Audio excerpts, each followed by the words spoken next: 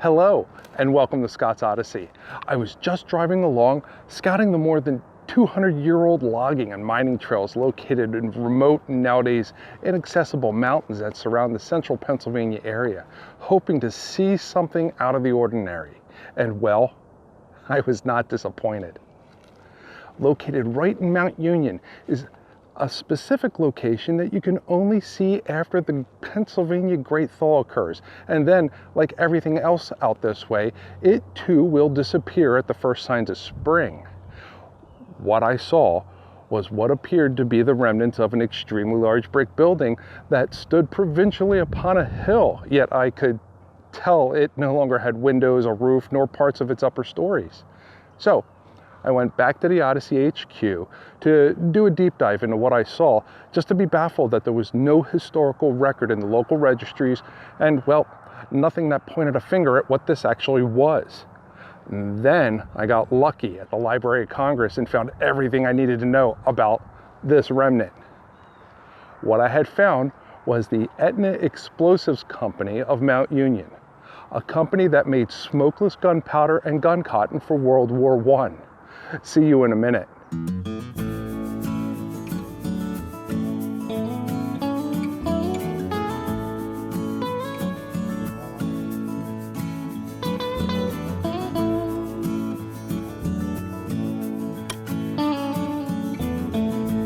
Welcome back. If you've watched my videos before, thank you for your patronage, and if you're new to Scott's Odyssey, welcome aboard. Please give a click on that like and make sure you click subscribe for more ODDySEEy stories of who we once were.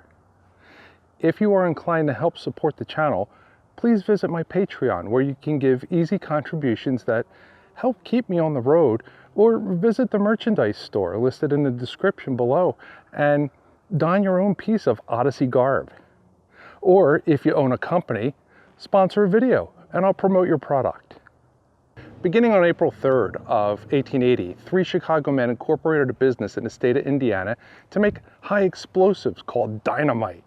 The team consisted of James Parker and Horace Pratt, who were coal salesmen, and Michael Tierney, who was a politician. Yeah, they had no clue what they were doing. So Parker reached out to an old friend and called in a favor. His friend was Addison Orville Fay, the president and owner of the Miami Powder Company in Xenia, Ohio, also the absorbed former competitor Joseph King's Miami Powder Company, essentially making him the American guru of powder-based explosives. But see, here's the thing. Although the 4 gentlemen created Etna Powder Company, they didn't make any powder-based explosives, only nitroglycerin-based high explosives. The main use of their product was for coal mines and stone quarries in the state of Indiana, and the business was doing well with the speed at which Etna was able to turn out their product. By 1901, they were producing 20,000 pounds a day.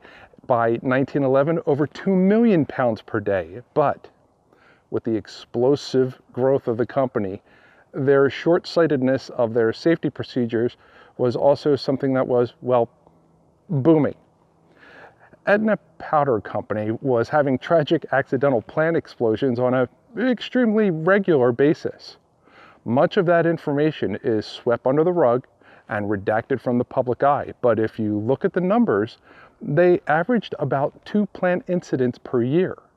Now, when I say plant incidents, I do not mean someone lost their finger due to a firecracker or blasting cap.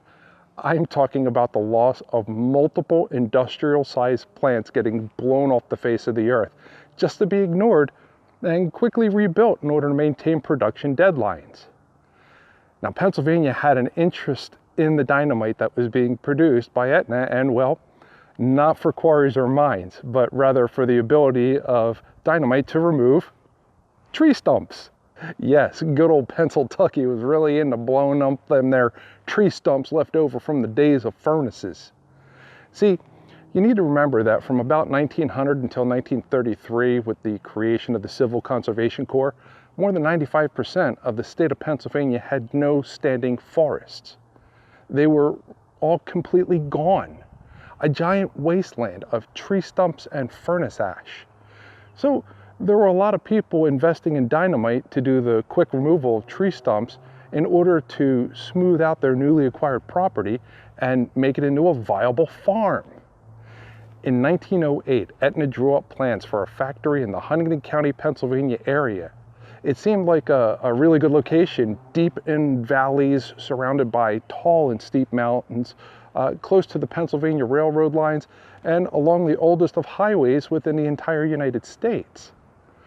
During that time and before a plant was built, there were a lot of tensions going on around in the world, and the United States was watching it very closely. Between 1908 and 1913, Aetna Powder Company found itself in a lot of political scandal with other unionizing chemical and explosive companies, as well as had a significant number of lawsuits which created issues within their executive group of owners and partners. These issues were so great that the new owner, A.J. Moxham, the former director of the DuPont Chemical Company, realized he needed to consolidate all of his assets into a single company in order to continue to stay viable in the market against formal competitors. So in 1914, DuPont, Aetna, and several other subsidiary companies were all renamed and consolidated in New York State to become the Aetna Explosives Company. Remember those worldly tensions I spoke about just a moment ago?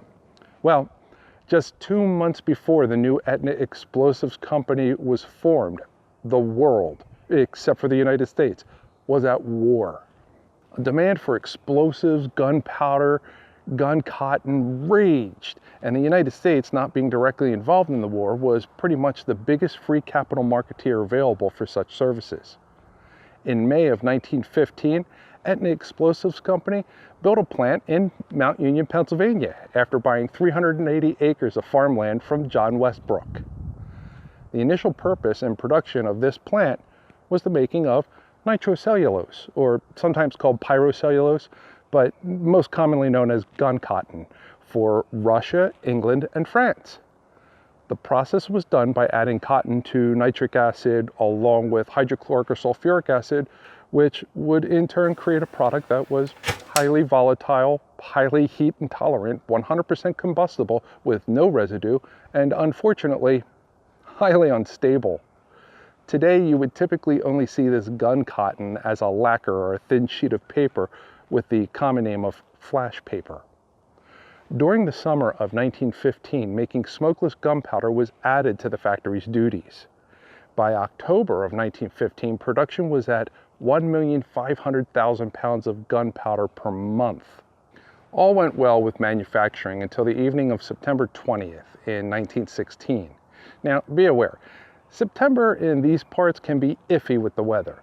You can have days that are as wet as a drowned rat and other days that are drier than a popcorn fart. And well, this September was on the dry side. Because of the dryness and the late heat of an Indian summer, the factory found itself in a position of needing to increase the dryness of the plant. You see, if you're inside a brick building with the heat on and it gets hotter and drier outside of the building, you'll end up with a neat little science situation of condensation buildup inside of your building. So they needed to turn up the drying heat for the inside of the factory to get rid of the condensation. Now, I know what you're all thinking. They lit a fire somewhere near their gunpowder and you had an explosion. Well, not exactly. We're not talking about people in the 1500s. The year is 1916, and with the exception of computers, the manufacturing process has pretty much remained the same because it was done that well even back in the day. But the part that was missed is that when you quick dry the inside of a building, when the outside is already so dry as to almost instantly absorb all the moisture, you create a situation where the outside was full of negative ions and the water from condensation created a situation of positive ions that were released into a gas form inside the building. And well, now you have an extreme imbalance between negative ions outside and positive ions inside, the result of which, as dictated by the second law of thermodynamics as entropy, is a need for balance. And then the balance came at 6 a.m. during the shift change. So although not definitive, what most likely happened was something as simple as someone inside the positive ions got grounded as they opened themselves to the outside negative ions, and a large static electricity spark occurred. The result of which was an explosion in the cotton dry house, blowing off the roof and obliterating the entire factory. Of the 6-man team working in the plant during the explosion, all were killed instantly, but one, who was fatally wounded and passed away in the hospital the following day. The explosion was so big, it was heard as far as 13 miles away in Huntington, which means the sound traveled around and through 3 mountain ranges and valleys. The names of the fallen were as follows: Clayton Clark of Shirleysville, Charles Bard, William Piles, and George Skayer of Orbisonia, Steve Olsh of Lancaster, and William Lehman of Portage. Most of the factory was immediately rebuilt for smokeless gunpowder production and only for the United States. Sometime late in 1917, another explosion took out the majority of the plant we see today. Fortunately, nobody was seriously injured. Because of this incident and the records indicating many other similar situations throughout the life of the company, as well as the financial issues that the company had started with, the Etna Explosives Company of Mount Union, along with the rest of the company, went bankrupt and was taken over by federal officials on April of 1917, ultimately closing their doors the same day as the armistice, November 11th, 1918.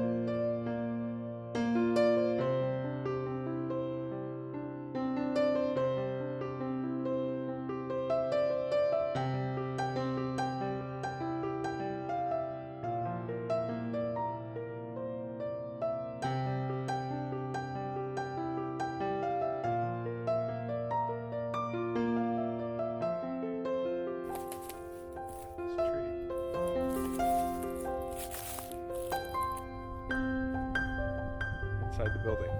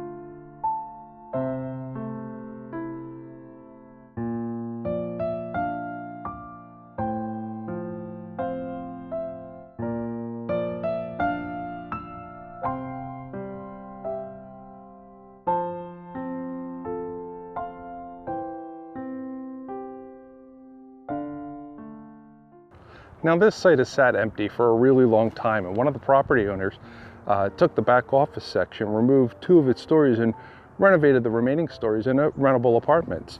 Unfortunately, in 1993, the apartment suffered a winter fire, destroying anything that was ever left of the original facility. I hope you enjoyed this visit to an old gunpowder and gun cotton manufacturing plant lost to time and to the central Pennsylvania mountains. If you haven't already, remember to click like on this video and to subscribe for more ODDySEEy stories of who we once were. Thank you for watching, and I'll see you in the next video.